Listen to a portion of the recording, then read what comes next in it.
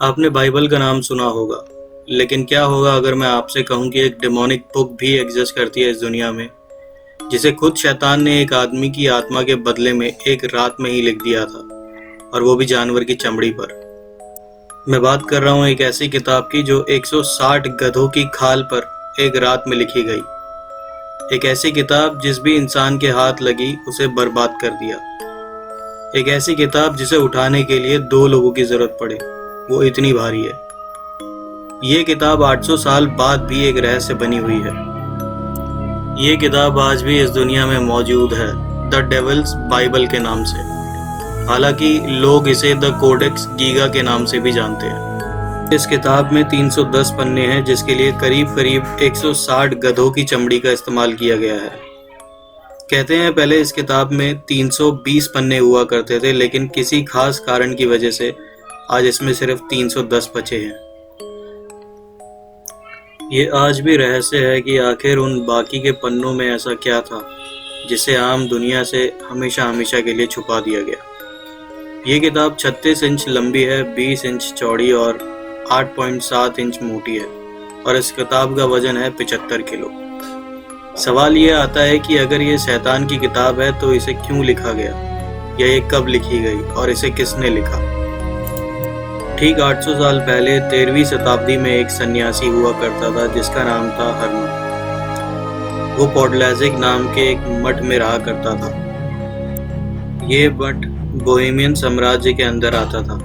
आज ये जगह चेक रिपब्लिक नाम के देश में पड़ती है। एक बार उस सन्यासी ने मठ के नियम मान मर्यादा का उल्लंघन कर दिया, जो कि उसे नहीं करना चाहिए था, जिसकी वजह से सभी सन्यासियों की बदनामी होने लगी। लेकिन ये बात जब मठ के सबसे बड़े पादरी तक पहुंची तो उन्होंने इसकी जांच करवाई, और जब हरमन दोषी पाया गया तो उन्होंने उसे मौत की सज़ा सुना दी, और सज़ा के तौर पर उसे जिंदा दीवार में चिनवा देने का हुक्म दिया। हरमन ने पादरी से अपनी जान की भीख मांगी, लेकिन उसकी अर्जी को नहीं माना गया। तब हरमन ने अपनी जान बचाने के लिए एक प्रस्ताव रखा। उसने कहा कि वो एक रात में ऐसी किताब लिखेगा जो उसके पूरे मठ को गौरवान्वित करेगी और सारी मानव जाति का भला करेगी, और ऐसी किताब आज से पहले कभी नहीं लिखी गई होगी। मठ के पादरियों ने विचार विमर्श करके उसे मौका दिया कि अगर वो सुबह तक एक ऐसी किताब लिख लेता है तो उसकी सजा माफ कर दी जाएगी। उस रात हरमन ने पूरे मन से किताब लिखने का काम शुरू कर दिया, और धीरे धीरे वो कई पन्ने लिखता गया। लेकिन जब आधी रात हो गई तो उसे एहसास हुआ कि ये काम नामुमकिन है, और अगर वो इस किताब को सुबह तक पूरा नहीं कर पाया तो उसकी मौत तय है। अब उसके पास कोई रास्ता नहीं बचा, और उसने एक ऐसा काम किया जो वो अगर नहीं करता तो इस किताब का कभी जन्म ना होता। आमतौर पर कोई भी इंसान मुसीबत में होता है तो वो अपने भगवान को याद करता है, लेकिन उस वक्त शैतान को याद किया गया और एक विशेष प्रार्थना की जिसमें उसने शैतान का आह्वान किया और अपने पास बुलाया। हरमन एक पहुंचा हुआ सन्यासी था और उसे ये सब आता था, और जब शैतान उसके सामने आया तो हरमन ने उसे इस किताब को पूरा करने की मदद मांगी। लेकिन शैतान ने पूछा इसके बदले में उसे क्या मिलेगा। हरमन के पास कुछ देने को नहीं था, और शैतान ने उसकी आत्मा मांगी, और हरमन जिसके पास कोई भी ऑप्शन नहीं था उसने हाँ कर दिया। दोनों के बीच में आत्मा का समझौता हो गया। जब सुबह हरमन उठा तो देखता है कि एक किताब 310 पन्ने की उसके सामने रखी हुई है जिसे गधे की चमड़ी पर लिखा गया है। और जब मठ के पादरी सन्यासी वहां पहुंचे तो उन्होंने देखा कि एक किताब वहां रखी हुई है, जिसको देखकर वो डर गए, क्योंकि उस किताब पर एक शैतान की शक्ल बनी हुई थी। उस शैतान का शरीर इंसान जैसा था, लेकिन उसके मुंह राक्षस जैसे थे। उसकी 2 जीभ थी जिसे वो अपने फायदे के लिए कभी भी अपनी बात बदल देता। उसके हाथ और पैर में 4 उंगलियां थी, और उसने एक कपड़ा पहन रखा था जो रॉयल्टी का प्रतीक है। इसके अलावा इस किताब में जन्नत जैसी जगह की भी तस्वीर थी, और इस किताब में पूरी बाइबल लिखी हुई थी। शैतान को बुलाने के तरीके, टोना टोटका, इलाज के अलग अलग तरीके, का भी जिक्र था।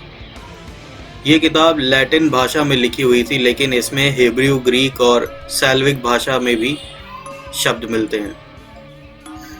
कुल मिलाकर इस शैतान को अच्छा प्रोजेक्ट किया गया था या कोशिश की गई थी इस किताब में, और इन्हीं सब वजह के कारण इस किताब का नाम द डेविल बाइबल रखा गया।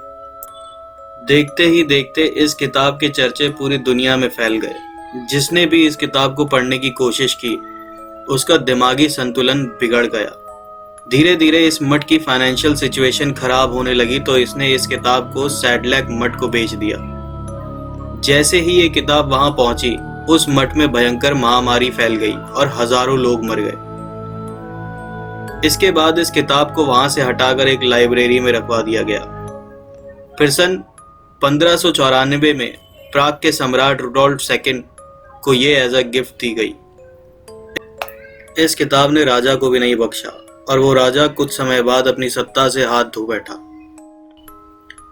एक लड़ाई के दौरान स्वीडिश सेना ने सन 1664 में इसे वहां से चुरा लिया और इसे वहां की रानी क्वीन क्रिस्टीना के सामने पेश किया, और देखते ही देखते ये किताब उनकी मनपसंद किताब बन गई।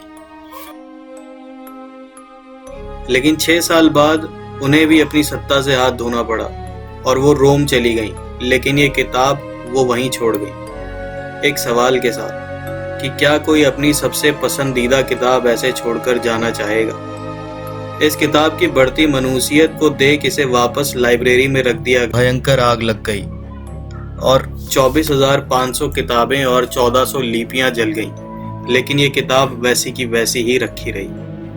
सन 1878 में स्वीडन के स्टॉकहोम में एक लाइब्रेरी में रखवा दिया गया इस किताब को, और आज भी ये किताब वहां पर रखी हुई है।